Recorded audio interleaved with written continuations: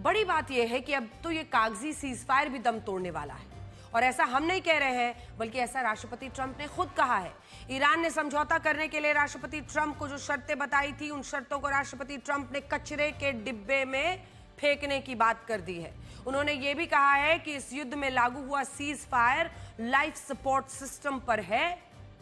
Cease fire कोई कह रहे हैं कि आईसीयू में है, आईसीयू भी नहीं, मतलब लाइफ सपोर्ट सिस्टम पर, मतलब आखिरी सांसें चल रही हैं, जिसके बचने की बहुत कम संभावना है। बहुत जल्द ईरान को इसकी बड़ी कीमत चुकानी पड़ेगी। आप इस धमकी को सुनिए, समझिए कि जब स्ट्रेट ऑफ हॉर्मुज खुला नहीं है, जब सीज फायर भी दम तोड़ने वाला है, तब प्रधानमंत्री नरेंद्र मोदी का आपसे अपील करना क्यों जरूरी था। It's unbelievably weak. I would say I would call it the weakest right now. After reading that piece of garbage they sent us, I didn't even finish reading it. They said I'm not going to waste my time reading it.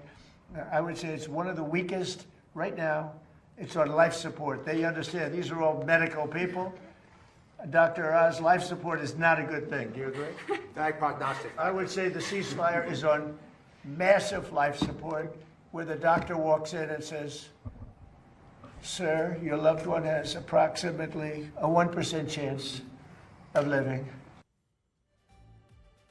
America का media दावा यह कर रहा है कि इस बार राष्ट्रपति Trump सिर्फ ईरान पर दबाव बनाने के लिए उसे धमकी नहीं दे रहे हैं, वो हकीकत में फिर से युद्ध शुरू कर सकते हैं। CNN के मुताबिक पिछले एक हफ्ते से राष्ट्रपति ट्रंप ईरान पर दोबारा से हमले करने के बारे में विचार कर रहे हैं।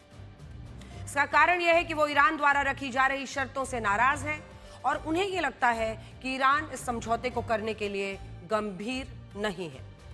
पेंटागन के शीर्ष अधिकारियों ने राष्ट्रपति ट्रंप को एक ब्रीफ दिया और इस ब्रीफ में क्या बताया गया है?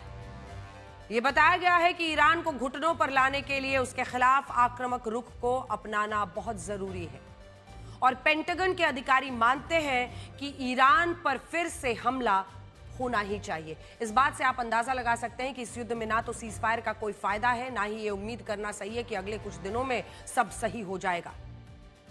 ना रास्ता तेल गैस का खुला है और ना ही ये सीज फायर परमानेंट दिख रहा है। हकीकत तो यह है कि जैसे बॉक्सिंग रिंग के मैच में एक राउंड खत्म होने के बाद दोनों खिलाड़ियों को एक ब्रेक दिया जाता है, उस ब्रेक के बाद बॉक्सिंग का मुकाबला फिर से शुरू हो सकता है और डोनाल्ड ट्रंप और उनके बदलते हुए फैसले को देखते हुए इसकी संभावना जताई जा रही है। आप ईरान की संसद के स्पीकर मोहम्मद बागेर गालिबाफ और ईरान के विदेश मंत्रालय के प्रवक्ता इस्माइल बाघाई को सुनिए, जो ये कह रहे हैं कि अब अमेरिका और ईरान के बीच सुलह होने की उम्मीद लगभग खत्म हो चुकी है। बातचीत का मतलब ये नहीं है कि कोई एक पक्ष अपनी मांगों को एक तरफा तौर पर दूसरे पक्ष पर थोपे या दूसरे को उन्हें मानने पर मजबूर करे। जहां तक हमारा सवाल है, तो ये किसी हालत में नहीं होगा, कम से कम ईरान के मामले में तो बिल्कुल नहीं। हम अमेरिका की अनुचित मांगों के आगे नहीं झुकेंगे।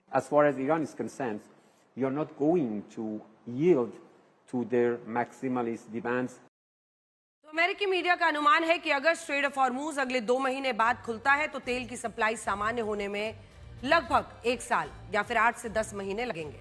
अगर यही हॉर्मुज 6 महीने बाद खुलता है तो तेल की सप्लाई सामान्य होने में 18 से 24 महीने लग सकते हैं और अगर यही हॉर्मुज 1 साल बाद खुलता है तो तेल की सप्लाई 3 साल बाद भी पूरी तरह सामान्य नहीं हो पाएगी।